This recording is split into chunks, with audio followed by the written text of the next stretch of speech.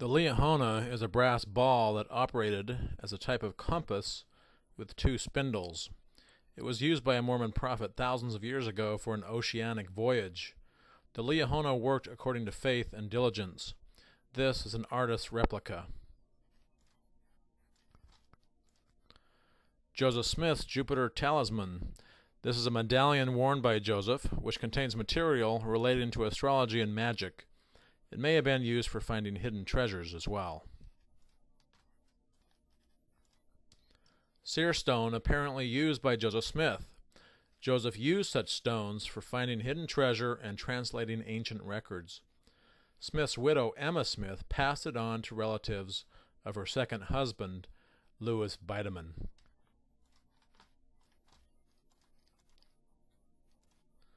The Urim and Thummim, also called interpreters, were a set of seer stones bound by silver bows into a set of spectacles or glasses. They were used to translate the golden plates or Book of Mormon. The role of the breastplate is unknown.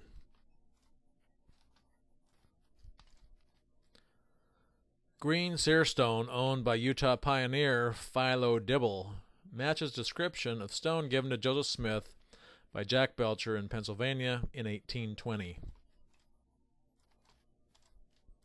The famous Belcher-Dibble seer stone, obtained by young Joseph Smith before he began translation of the Book of Mormon in Susquehanna County, Pennsylvania. Joseph Smith would put a seer stone into a hat and put his face into the hat, drawing it closely around his face to exclude the light, and in the darkness the spiritual light would shine. A piece of something resembling a parchment would appear, and on that appeared the writing or the translation. Some people believe this is the way Joseph Smith translated the Book of Mormon. Joseph also used the stone and hat to obtain information about the whereabouts of buried treasure. Book of Mormon people were instructed to build barges or boats to get to the New World. After building the boats, they were worried about how the insides of the boats would be lit during their journey across the ocean. The Lord told them to figure out a way to light the boats, and so the brother of Jared, who was an early Mormon prophet, produced 16 stones from molten rock, 2 for each ship, and they were white and clear, just like transparent glass. The Lord touched each stone he had made so that they would shine in the darkness. A photo of magic parchment owned by Joseph Smith's brother, Hyrum Smith. The symbols are from early folk magic.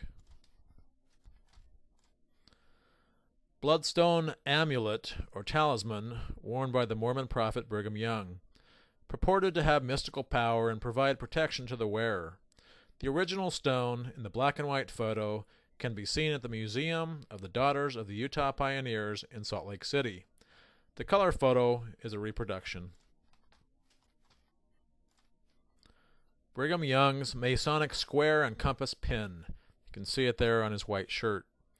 Both the square and the compass are architects' tools and are used in Masonic rituals as emblems to teach symbolic lessons. Both Joseph Smith and Brigham Young were Masons, as well as several other early Mormon church leaders. Joseph Smith used a divining rod to find buried treasure. They also may have been used as a medium of revelation. Here we see an old picture, or old painting, of a man with sticks in the shape of a rod, and they would use these to go around, find water, or find buried treasure. Lucy Smith, Joseph Smith's mother, mentioned the family's use of abrak. This was a magical word that, when written as a triangle on a piece of paper and hung around the neck, was supposed to help sick people recover. And this ends the presentation of magic and Mormonism. As you can see, magic and early folk magic were a big part of the early Mormon church.